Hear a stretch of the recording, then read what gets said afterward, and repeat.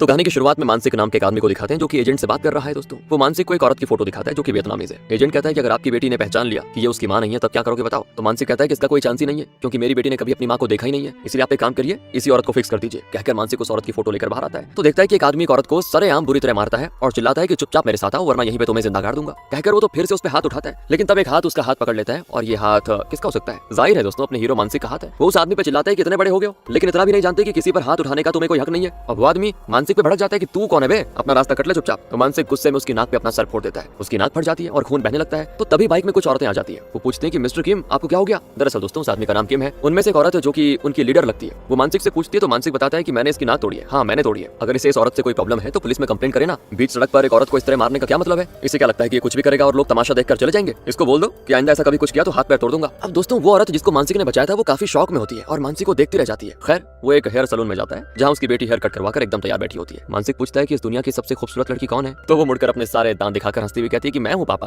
और कौन होगा? कहकर वो दौड़ी चली आती है और मानसिक से लिपट जाती है। मानसिक की बेटी का नाम दोस्तों याना है और ये मानसिक की जान है। अगले सीन में बाप बेटी मस्त राइड कर रहे होते हैं तो याना पूछती है कि क्या माँ सच में आने वाली है? तो मानसिक कहता है कि हाँ सच क्या, वो तो आएंगी। अच्छा पापा वैसे माँ दिखती कैसी है? अरे बेटा बिल्कुल तुम्हारी तरह बहुत ही प्यारी सुंदर दिखती है। अच्छा माँ के आने के बाद तो मैं भी दूसरे बच्चों की तरह स्कूल जा पाऊंगी ना? हाँ बेटा इसीलिए तो आ रही है तुम्हारी माँ, तो बस तुम खुश रहो मजे करो। याना बड़ी खुश है दोस्तों की वो जल्दी अपनी माँ से मिलने वाली है और जल्दी स्कूल जाएगी। और ये मासूम सी बच्ची नहीं जानती कि एक माँ लाने के लिए उसके पापा क्या क्या कर रहा है बैकग्राउंड में। उस रात मानसिक याना को लेकर अपने भाई डोंग के घर पे जाता है जहाँ याना डोंग के बेटे केन के साथ मिलकर मजे से टीवी देखती है। तो डोंग मानसिक से कहता है कि भाई मुझे नहीं लगता कि तुम जो कर रहे हो वो सही है। अरे ना जान पहचान किसी अजनबी औरत को अपनी बेटी की माँ बनाकर लेके आओगे तो सोचो ना क्या होगा। और तो और मुझे नहीं लगता कि कोई भी औरत ऐसे एग्रीमेंट पे मानेगी। तो मानसिक कहता है कि जरूर मानेगी। ये जो कोरियन औरतें हैं बहुत ही पैसा मांग रही थी तो मैंने एक वियतनामीज को चुना है जो कम पैसों में ये काम करने के लिए तैयार हो जाएगी। अरे यार मैं अपनी बेटी को बस अच्छे स्कूल में शिक्षा दिलाना चाहता हूँ और उसके लिए तो कुछ भी करने को तैयार हूँ। वही तो मेरी इकलौती चीज बची हुई है इस दुनिया में। दूसरी ओर उस टाउन के क्लब को दिखाते हैं जहाँ वो औरत भी काम करती है जिसे मानसिक ने